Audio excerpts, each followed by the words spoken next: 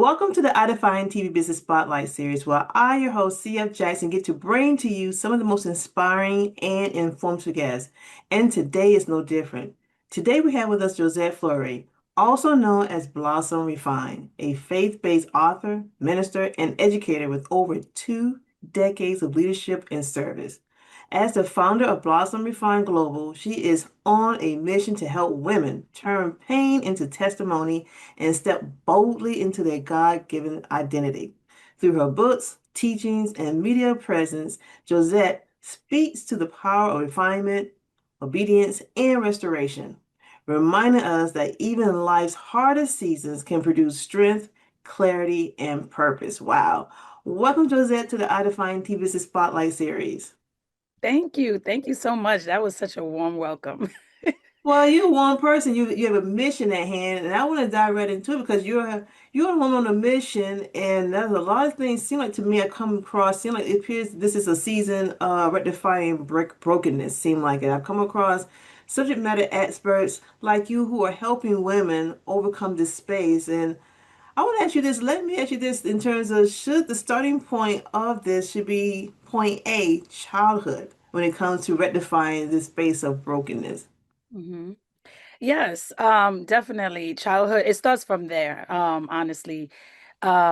Even when I was in the process of getting wrapping my head around writing the book, my book, The Refining Room, I just knew that I had to start from my childhood, from what I remember growing up as a Haitian American in Brooklyn, New York, and Mhm. also of Haitian immigrant parents who spoke in Creole, Haitian Creole, as well as French, and we're learning a third language, if you will. And so, learning different cultures as well, because they grew up in the Caribbean, whereas I was born here, first American born here in New York.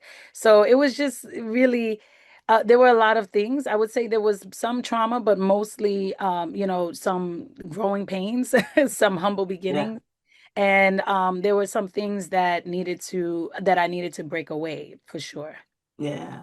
So is it you think in terms of those who you come in connection with, or have you noticed that a lot of people, when it comes to trying to identify or looking at brokenness, do people start to like later on, or should they really start at what is what was the catalyst? Because there are some catalysts, there are some turning points, there are some things that, like someone I spoke with yesterday, some of her part was that her father didn't really acknowledge her as a child, and that was a path of where I would think maybe her brokenness started. You think a lot of people miss that step when it comes to helping people? They go too far back. You should go closer to childhood. Yeah, going too far back, it depends on the situation, of course, right? Yeah. And so, like the example you provided with the woman who remembered how her father wasn't really as nurturing or showed affection, perhaps when she was Yeah.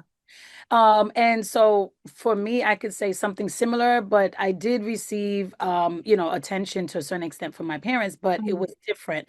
Let's say from my mother versus my father. Yeah. And I grew up in a two-parent household. Hmm. I grew up in a faith-based home. It was, three things mainly: church, school, and home. Like they say in Haitian Creole, l'église, la caille, l'école. And at least in Creole, it's all else. Yeah. But it was just like, so it was a very close knit, very I forget the word that I want to say, but it's like, it was a tight ship that my parents ran. Okay. And so I can't really say that, oh, I didn't really get the type of affection, but there were some moments when I felt like I wish my parents were understanding or Yeah. more understanding of what the American side of, growing up here in Mhm. in America versus the ways that they grew up, they Yeah. wanted to enforce on myself and my siblings. Yeah. Mhm. And even kids in America, we wish that, it's just that generational gap at times too. We wish that they understood what was going on today compared to them, like old school ways and new school ways, quote unquote. You wish they could understand, but they had their focus on, I know me growing up, it's still Yeah. the same in terms of focus, in terms of household. My focus, my mom, don't be out on the streets, That's boys. God knows being a girl, your parents want you to be around no right. boys. That's that's right. Oh, I remember that all the way up to I was 18. And even then it was like, oh, you should finish school, finish college. I'm like, okay, so I will never get to that point. What is going on? No. Exactly. I tell you. But that really played a part even in me going from childhood Yeah. to adolescence to young adult. Hmm. It really did play a part in some of my decision making, Yeah. because I was so sheltered. That was the word that I was looking for earlier. Oh, yeah. And because I was so sheltered and Mm, grew up in a religious home, so to speak, yeah. it did help in a positive way, but Mhm. also it made me not get to, experience certain things Yeah. that my other peers were, right? So Yeah. again, there's some pros and cons to it. Yeah. Uh, but it was also because of the way I grew up, like certain questions my mom wouldn't want to, answer, like certain Hmm. things she didn't want to talk about, like the Yeah. birds and the bees, that conversation did not take place. I Wow. remember when my mom was pregnant with my Mhm. younger sister, and she's the youngest in the family, Mm. and was asking the doctor at the time, "Oh, where's the baby gonna come from?" And my mom turned to the doctor and say, "Shh, don't tell her," and I did not, I was just like, I couldn't understand. Like, I was 9. I was like, okay, where's this baby gonna come from? I was curious. But Yeah. mom did not, even as I got older, she Mhm. didn't, talk to us about the birds and the bees. So yeah. That's interesting. I Yeah. mean, I was thankful that I grew up in Florida and we had a very good sex education, in terms started in fifth grade when they told you about the changing of your body because, you're going Right, to go through your menstrual cycle, young boys go through their situation. So it started in fifth grade in middle school, then high school. So right. they didn't have to have it, but it's interesting that they think if you don't talk about it, so it seems that it won't happen. But then you don't want to get caught in the Exactly. street with the wrong people telling you Right. about it and it's not even Exactly. factual stuff. So Right. that's interesting. So as you move forward in terms of as your some of the things that you learned or did not wasn't discussed, did it affect you in a way because your mom didn't want to or your parents didn't want to discuss Yeah. things that wasn't what you discuss is going to happen. This was going to inform you and educate you. Did you think some of that misinformation could have been some of the challenges you had as a teen going into adolescence and being a Yeah. young lady?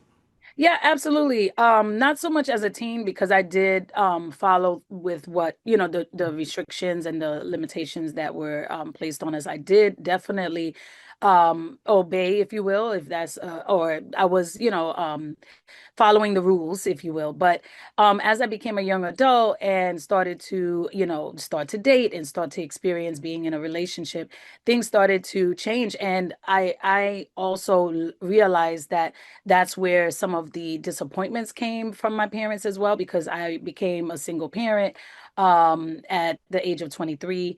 I was already a college graduate, so they were proud of that, but they were not proud that I did not get married first. And so again, that religious idea played in their mind where it's like, oh, the church, they're gonna see it Mhm. as a problem, as a Yeah. sin, as a this, as a that. And yeah, sure, we know, but at the same time, I'm still your daughter, I'm still your child, Yeah. I'm carrying your grandchild, at the time, your future grandchild. Hmm. And there were times when it was so hurtful even to my dad, who was very active in the church that I Yeah. grew up in. And he at one point said, and trust me, I love my dad to life. We still have a great relationship up to Yeah. now, in his 80s. But Mhm. he said at that time, because of hurt and shame, Oh, that, yeah. oh, if you don't get married, I'm not gonna be able to recognize your child, you know. Oh, And yeah. it was hurtful. It Yeah. was very hurtful to hear that, and to be pregnant. You already have hormones going crazy, and Yeah. to hear such a Wow. devastating statement, it wasn't taken lightly at all. And I felt hurt, Yeah. and but thank God, after all of that was said Yeah. and done, no, I did not get married to that particular my child's father, and Yeah. he rest in peace, because he did pass away a few years ago due to cancer. But my dad did come around, and Okay. my daughter, my oldest daughter, is Mhm. like one of his best, children. So it, Wow. it it really did not sit well with me then, but Mhm. I'm grateful that it didn't actually carry out as he had said it. That's a blessing. That's kind of rough, It's like, some things like I don't care what it is. I want to love my kids and who their kids are. It's kind of rough to have that firmness and not really see that, we are all in his likeness, no matter where time it was, every time, however the child came about, Yeah. you got to have that focus, instruction. Well, I'm glad he kind of had, like, you can't deny this beautiful child of mine. Absolutely not. You can't deny me. You can't deny your granddaughter.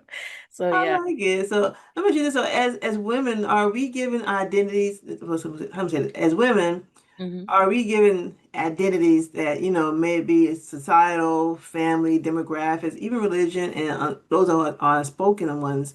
How Yeah. does one begin to release herself from those identities that have been given to her to help her find her true identity? Because again, society gives us something, our family gives us something, religion, demographics, and all that. How Yeah. do we kind of shed those, peel those back, those layers, and find our true selves? Yeah, that's a very great question, but yet a heavy question because Yeah, there's so many parts to that, yeah, multiple layers. For a long time, uh-huh. I was searching my identity and I identified myself with a lot of different things. Yeah, Growing up, of course, I was like, oh, I'm from New York. I'm a New Yorker. That's my identity. yeah, My parents are Haitian and they speak, Haitian Creole. I grew up learning some. I wasn't born in Haiti, but I learned from others who came to visit us or who spoke around us. And that's how I became bilingual, yeah, honestly. yeah, So I identified as Haitian American. yeah. And then after that, so when I went from childhood to and adolescence, I also identified as being Christian because all I knew aside from school and my childhood friends were also my church friends. Yeah, They were people who I knew and their families knew my family yeah, because we went to the same a house of faith. yeah. And so it was just like trying to find what I identify with. And so as I went to college, I Mm, had pledged a sorority, so I identified as a Zeta Phi Beta, soror. So mm. then it was just like bundling all of that up, and I started to feel overwhelmed because I'm like, okay, one moment I'm this, one moment I'm that, one moment I'm this Yeah, thing. How do all of wow. that come together? Yeah. And so as I became an adult, and this was most recent, it's not even at a young adult age, but as I grew older and started to learn more about my relationship with God and Yeah. my relationship with Jesus Christ versus religion, just going to church and Mm, routine, it's just Sundays and that's it. Because that was really what it was when I was growing up. But as I became older and I said, okay, I really want to understand what this faith is that yeah. I grew up learning about. And I realized it was a relationship over religion. And that's when I Mm, started to identify myself most recently as a born again Christian. So now, instead of saying, oh, I'm a Libra, I'm a Zeta, I'm Haitian American, I'm this, I still do say culturally that I am Haitian American. I still do talk about, other things that I feel dear about, yeah. that's important to me. Mm, But most of what I do say and identify myself as mhm. a faith-based, author, educator, Yeah. creator. I also am a born again Christian, which Yeah. means that I want to align myself with the way that the Lord wants us to. So that's my Mhm. identity now. Yeah. It had to Mm, incorporate breaking away from certain things. yeah. I That bet. yes, it had to it basically caused me to walk away from things that Mhm. weren't necessarily aligned with Yeah. Christianity. And that there's some things that I used to identify with and I no longer identify with them. And there was a lot of breaking away that basically I had to go through that Mhm. process and realize, okay, I no longer stand for this, or I no longer Mhm. really want to identify with this, Yeah. and it's a lot of things. It's music, it's even food, it's places that I used to go that I no longer go. Yeah.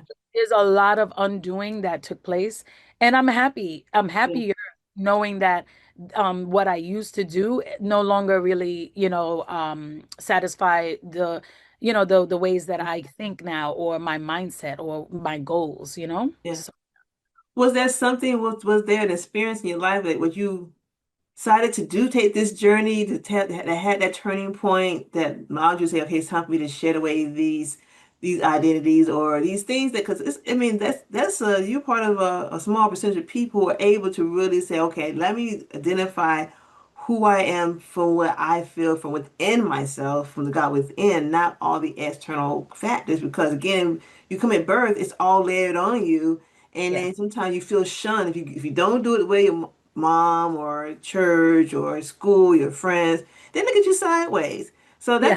that's a powerful step to say, okay, I'm going to change some things, and identify myself with what I deem as me, not with all these things. So what was that thing? What was that turning point to say it was time for me to take off this old skin and put on my true skin?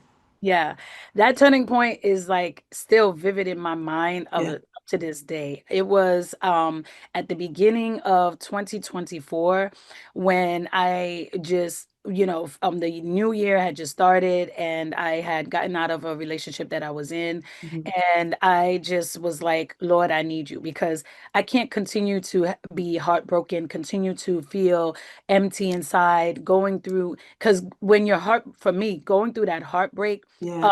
is like a whole process. It's a whole, Mhm. thing. Just Yeah. like when you're getting to know someone that you fall in love with, is like, okay, now you have to undo all of that. Yeah. It just was really tough.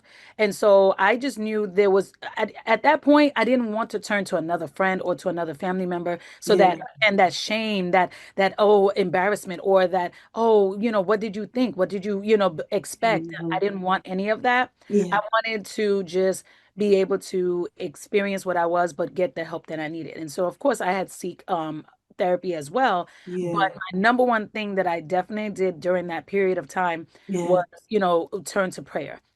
And my prayers were not what they are now, of course, but Yeah. they were just very like, Lord, I just need you. I didn't even know how to pray. I Yeah. didn't even know what to Yeah. say. And of course, God knows all. That's what I believe. But Yeah. it's still good to have a conversation with God. And that's how I have it now. Like as if I'm Yeah. speaking to a friend or speaking to you. Yeah. It's like if I'm in a relationship with God, then that means that, I can speak to him the way that I would trust someone with information. So Yeah. that turning point was when I felt like my back was against the wall and I Mm. had no one else to turn to at that point. Mm. Also, I started to seek God in a, more spiritual way. And Yeah. that was when, for the first time in my life, that I started to look into what fasting is all about because I just Uh, knew in my spirit, like I needed to do something different than what I've ever mm. done.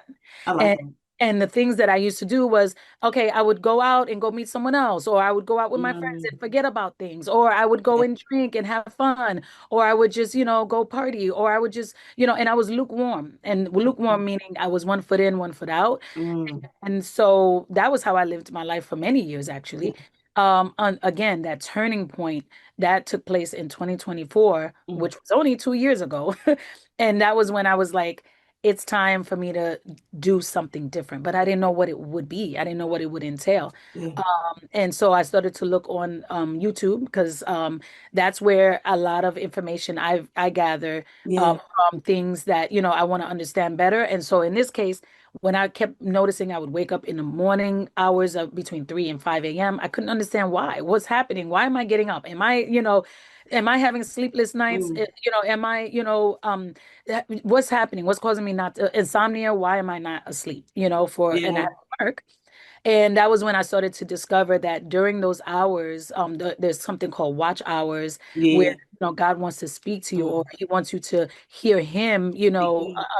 and that was when I was like, what? God wants to speak to me in the middle of the night? Oh my God, this is frightening. But it was really an eye opener and Yeah. it made me realize that I needed to start fasting. And I also needed to honor that, what I call covenant hour, to Mm. be able to really, even if it meant being peace Yeah. and just, trying to hear the Lord speak to me in my spirit, because I find that God speaks to me in many different ways. It could be Yeah. through a person, it could be through me reading something, like I said, or even looking on YouTube or any other social media. My algorithm somehow, when I would have a video pop up, it Yeah. just seems to speak to certain things that I'm experiencing or have experienced. Yeah. I love Like, yes. And so that was, again, the turning point. And it. when I learned about fasting and praying, Mm. I also learned about, idols and soul ties and Mm. heartbreaks and things that I was experiencing that I needed, and unforgiveness and bitterness. Mm. That's a good And one. Those are good ones there. yes, Because people are tied to those things that they won't let go, and wondering they're the ones that's being anchored down because yes, they won't let go. it But when won't you let. just but when you just with all of that, you came forth because you don't let time go by. You wrote a journal, a book to help. other women to identify who their true selves. How did Yes. that come about, and what can they gather from the actual book in itself? Yes. So with everything that I just mentioned with the turning Yeah. point, that also last year, which was in 2025, about a year later from experiencing having that encounter with God, I, had a burning desire, an urge, like it just was like you have to write a book. And I was just like, where do I begin? How do I start? I don't want to share what I've experienced because I don't want people to know all those deep secrets and those, intricate details. But then the Holy Spirit kept telling me, you have to share because that's how people will know, just like you, that you can be delivered from these things, that you can Yeah. actually have a light at the end of the tunnel, like many people say. Mhm. You can actually be able to, receive hope and faith through your relationship with God, and He can carry you through it. And Yeah. so, writing the book was just one download, spiritual download that I received, but then it went further. How do I write this book? Like, what should it entail? What Yeah. should it have in it? And I felt like, okay, I want to talk about my experience, which is the Yeah. memoir side of it, but Yeah. I also want to show other women how to get through these type of issues or experiences or traumas, you know, and how I did it. And how I did it was through devotions, Yeah. through worship, through reflections, journaling, Mm. scriptures, and declaring things over my life so Yeah. that way I can be able to move forward and not feel that I would be in the same position that I was in before. So, Yeah. these are the things that I kept, hearing, and I said, I'm Mm. going to put it together and I'm going to create a hybrid. So, Yeah. book is a hybrid. It's a memorial, I mean, it's a memoir devotional memoir, sorry. And it's Nice. really one that has the incorporate my experiences as Mm. well as how to get through those experiences. Well, I like it. I mean, at the end of the day, what would you like for someone when they purchase the book, they take ownership of the book, something that you don't read, but you actually actively participate? What would you think of a woman, because a man can read it too if she wants to, but Yes. but whoever reads the book, Yeah. what would you love for them to take away from it, experience from it? Yes. And let me tell you, I do have men who actually purchased the book. They purchased it for their, loved ones, but they Yeah. also said that they found that it was impactful to them and it spoke to them as well. So I was grateful for that. And also, internationally, of course, I've already have, folks who purchase, customers who purchase the book from Canada, from Africa, as well as the US. So it's Nice. really, it's global and it's, getting out there. And I'm just really the transformation that I want, women and men, if they choose to purchase, is for them to know that, okay, yes, they've experienced things, whether it was through childhood, whether it was when they were an adolescent, or even as an adult, with Yeah. heartbreaks, with soul ties, with unforgiveness, with bitterness, with abortions, or with any of the getting married and remarried. Yeah. There's always hope for those who feel hopeless. Yeah. There's always faith that will carry you through that fire test. And so I want women to believe that even when they've gone through all these things and they felt ashamed or they felt embarrassed or they felt that they couldn't share, that Yeah. there's none of that when you have a relationship with God, and He will carry you through all of these things and rise you up as the queen you are. Okay, we can end it right here. Mic drop. I like that because sometimes people kind of can get in their own way because of shame Yes. or trying to still fit in, putting a square into a rectangle peg, and it's just not a fit for you. And some things you got to replenish yourself and restart over just to see where you are now. It's a new era. Even a computer has to be, rebooted and upgraded all the time. Depends on who you got. I don't know about the Apple, but those Microsoft, you got to upgrade all the goddamn time. So before we Yeah. get up out of here, so you can give some people insight. What are some signs that refinement is needed? What can someone feel that it's time for me that maybe I need to give this book a try, or what in my life that needs refinement? What are some things that can kind of give you a nudge to say it is time for me to look at something and really kind of peel these layers back? Yeah. Listen, there's time for refinement at any aspect of your life. Meaning, if you Yeah. feel like, okay, you know what? I've gone through this experience one too many times. then that time is for you to refine and to say, you know Yeah. what, it's time for me to make a change. It's time for me to change either my own mindset or the company that I keep. There Mm, are times when you may feel like, okay, you're questioning God. Where are you? Are you here? Are you still, my provider? Are you still my way maker, promise keeper? Then that's when you want to go through that refinement of saying, okay, you know what, instead of you thinking God is not there, invite him into your space. How? mm, Well, maybe listening to some worship music, or maybe going to a circle of other women and men who have the same faith as you, who wants to also, be your support on your journey. Other ways of knowing that you need to go through refinement, like I did when my back was against the wall and I had gone through a heartbreak. And I was like, you know what? I need to do something different because this is not working for me anymore. And that was at that turning point that I realized that I needed to get closer to God and I needed to stop doing what I was doing that was causing me to feel the way that I felt. So refinement is, very personal. It's one that someone needs to know, okay, you know what? I want to try something different and I'm ready and willing to, go on this journey to, spiritual, enlightenment. Yeah. I like that. You're a woman on a mission. So let me ask you this. So when someone grabs your journal, grabs your book, you get all the good stuff, is there anything that they want to reach out? So I'm telling you, scan the QR code, get a copy of her book. It's gonna be a great read, a great asset to your life. But at that point, if they want to reach out, do you provide some other, I guess, support along the way? Okay, they feel that they're needing something, someone like yourself, maybe to bounce off some of the things that they learned from your book. Yes, of course. So I do have a contact page and a QR code at the back of my book. So all of my information, my number, my email, my social media platforms.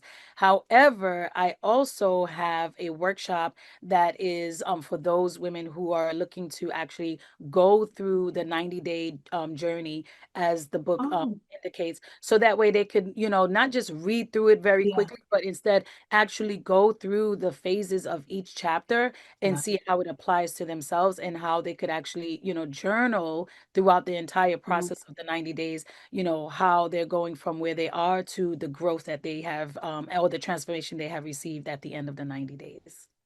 I like it. Like you would. So I'm actually, so is there a big, like, for example, being that I know you're passionate about what you do and you know that there's so many ways to support your those who are going through changes, but what is like your ultimate goal like you see with the journal, with your life, with your voice, with your mission that you would love to see manifest through, through the divine that dwells within you? Yes, I see myself actually not only with the book that I have, The Refining Room, but Mm, also the workshop, being able to go to conferences, being able to go global and be able to speak to women in mm. person and have that connection. Because no matter how much we have the computers and technology and Yeah, AI and all the things, the personal connection still values, like it's still yeah. valuable. A lot of people, women especially, who want to feel like they have a circle, they have a connection with the Mm, the author or the person who went through this journey and how it was for them, so that way they could get a better idea of perhaps how it will be for them.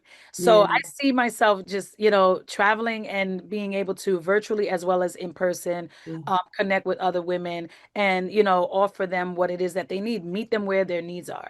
So Mm, of course we start with the book, having the workshops, and also yeah. having curriculum really soon. I'm going to Mm. also have translations in Spanish and Oh, French. okay. I want to reach all that I can. Yes, yes. Wow, This is an I like it. assignment. This is an assignment. So there's purpose in this. And, Yeah, it really, even for myself, although I wrote the book, it speaks to me as well, knowing that I've been able to overcome and, yeah. be able to rise above these, experiences. Yeah. I love it. I mean, she said a lot. I mean, again, she's gotten this offer, this opportunity to not only just get a copy of the book, not only just do the journal, but also you have the workshops, you have everything you think of when it comes to re-identifying who you truly supposed to be. So, in a nutshell, before we get up out of here, because time moves by so swiftly when you're having a good time, Yes. share one last nugget you would have shared, in a minute or less that you want to let people know that this is your time to really dare. Like I say, it's always a good time for refinement. But there's that one last moment you want to share something else that people can say, okay, I need to make a movement. If not with Josette, but just to kind of sit back and lean back on it for a moment and think and ponder some words that you have provided. Yes, of course. I also want to just say that with the refining room, I have here in the refining room a refined framework that allows, someone who purchased the book, who goes through the 90-day journey to really, understand how the different parts of what being refined is and Yeah. that refinement stage. I just wanted to say that the refined framework will allow women to be able to understand what phases that they're in Mhm. and be able to tackle that refinement stage in their lives. And there's nothing better and greater than to invest in yourself, knowing that you want to grow not only, academically or physically or emotionally, but want to grow spiritually. Yeah. Because when you go through a refinement, yes, it's not easy. It seems like, okay, you're in this wilderness or this dark place, but trust me, there's the light at the end of the tunnel, especially when your faith is involved. So I just really want you to know that Yeah. purchasing the book is one step closer to you being able to go through your spiritual growth and your spiritual journey in the right direction through refinement. Awesome. It's been a pleasure. Thank you so much for sharing your story, being transparent at the same time, writing a book that's going to bring a newness, a newfound self, a new found faith, and walking with their divine, with their God, and wherever they want to be. It's even with self, because God is within every one of us, but just opening that door. So thank you Yeah. for allowing me to have you today on the I Define TV Business Spotlight series, Josette.